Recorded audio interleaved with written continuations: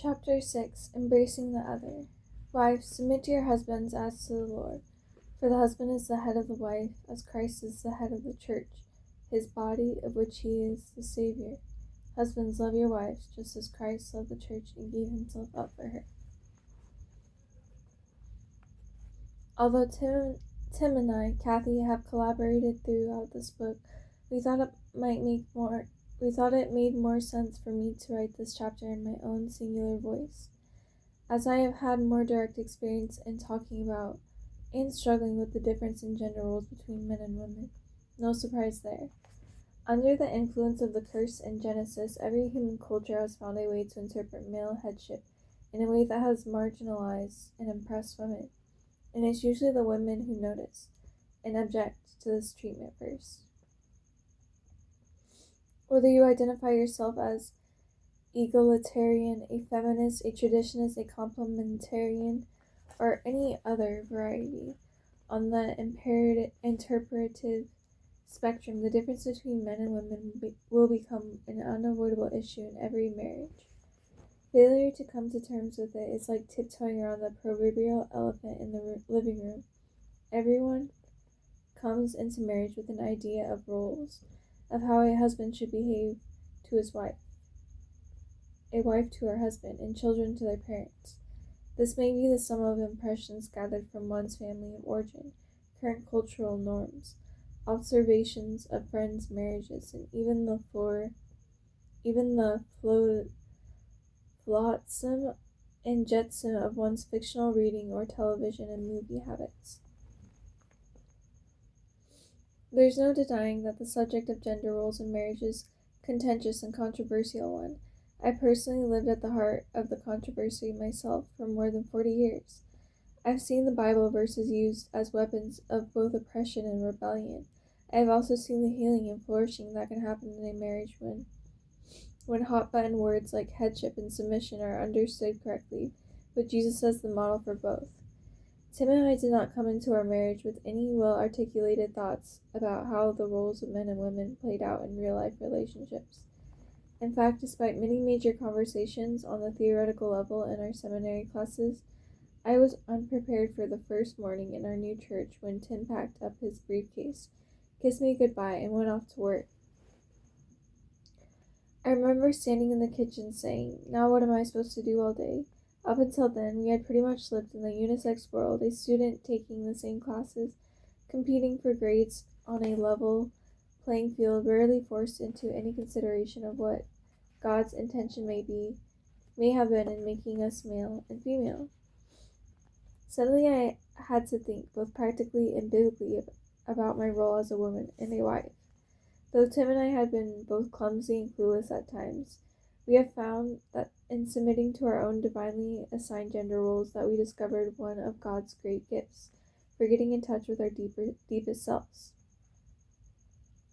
as well as entering into the great dance of the universe.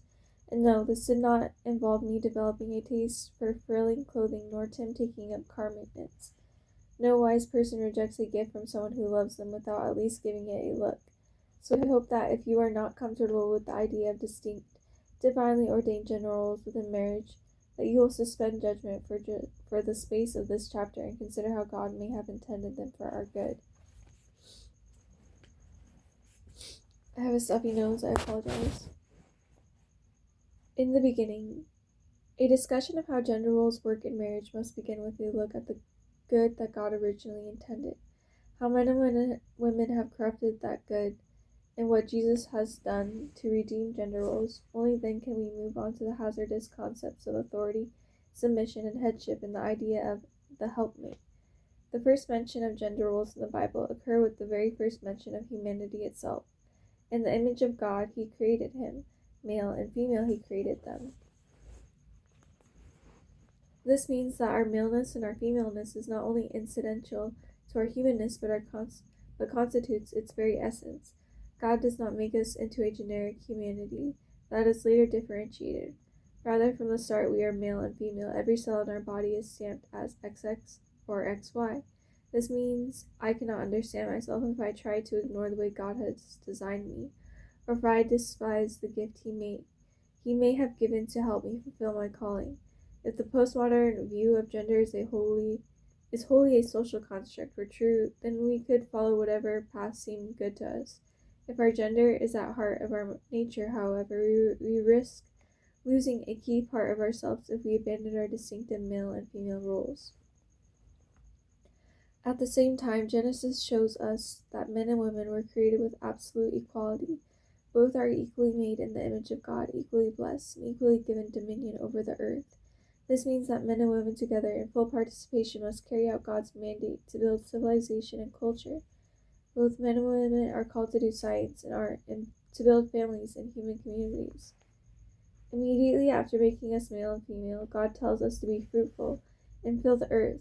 Here God gives the human race the mandate to procreate, which is a reflection of his own boundless, life-giving creativity. But obviously, this wonderful gift of creating new human life is something we can only carry out together. Neither sex has all the characteristics necessary, only in complementary union can we do it. These verses suggest strongly that the sexes with equal and dignity and worth are complementary. When God sees Adam alone, a male without a female, God says, "It is not good." It is the first thing in the universe that God finds imperfect. Adam is the physical source of Eve, and he is given the responsibility of naming her. Both of these elements in the narrative lay the basis for later New Testament statements about a husband's headship. However, despite giving authority to the man, the woman is not described in the expected way as an inferior. She is called a helper suitable for him. The English word helper is not the best translation for the Hebrew word azir. Helper connotes merely assisting someone who could do the task almost as well without help. But azir is almost always used in the Bible to describe God himself. Other times, it is used to describe military help, such as reinforcements, without which a battle would be lost. To help someone, then, is to make up what is lacking in him with your strength. Woman was made to be a strong helper. The word suitable is just as unhelpful a translation. This translates a compound phrase that is literally like opposite him. The entire narrative of Genesis 2, in which a piece of the man is removed to create the woman, strongly implies that each is incomplete without each other. Male and female are like opposite to one another.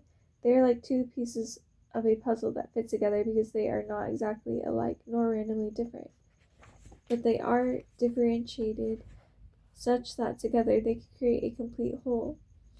Each sex is gifted different steps in the same great dance. Genesis 3 recounts the fall, in which both man and woman sin against God and are expelled from the Garden of Eden. We immediately see the catastrophic change in unity between man and woman. The air is filled with blame shifting, finger pointing, and accusations. Rather than their otherness becoming the source of completion, it becomes an occasion for oppression and exploitation. The woman remains dependent and desirous of her husband, but it turns into an idolatrous desire, and his protection and love becomes a selfish lust and exploitation. The Dance of the Trinity.